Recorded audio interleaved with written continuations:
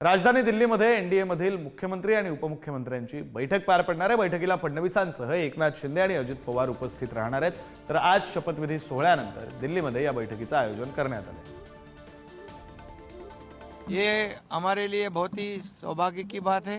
हमारे महाराष्ट्र में लाडली बहना ने सरकार को इतना मैंडेट दिया है,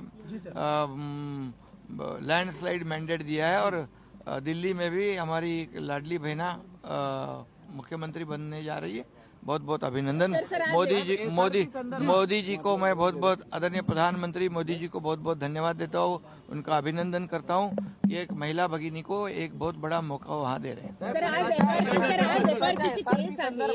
तर आपण निर्णय घेतलेला होता की एफआरपी एक रकमी दिली जावी, यावेळेला सरकारची भूमिका आहे सर तेवढं एक नाही, मुख्यमंत्री मी असताना शेतकरी जेव्हा आले होते माझ्याकडे, ऊस उत्पादक, आणि त्यांनी त्यांची गाऱ्हाणी मांडली होती, त्यांनी त्यांच्या मागण्या मांडल्या होत्या, त्यावेळेस मी मुख्यमंत्री होतो, देवेंद्रजी माझे सहकारी होते, अजितदादा माझे सहकारी होते, आमची एक टीम होती, आणि त्यावेळेस आम्ही निर्णय शेतकऱ्यांच्या बाजूने घेतला होता। शेतकरी हा केंद्रबिंदू मानून आम्ही काम करतो।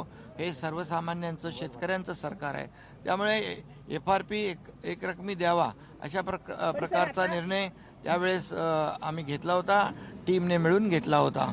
त्यामुळे शेतकऱ्यांचं सरकार आहे आणि त्यामुळे शेतकऱ्यांच्या पाठीशी आम्ही उभे राहणार। आज शपथविधी सोहळ्यानंतर दिल्लीमध्ये बैठकीचं आयोजन करण्यात आलेलं आहे। या बैठकीसाठी एनडीए शासित राज्याचे मुख्यमंत्री आणि उपमुख्यमंत्री या बैठकीला उपस्थित असतील। बैठकीला फडणवीसांसह एकनाथ शिंदे आणि अजित पवार सुद्धा उपस्थित राहतील।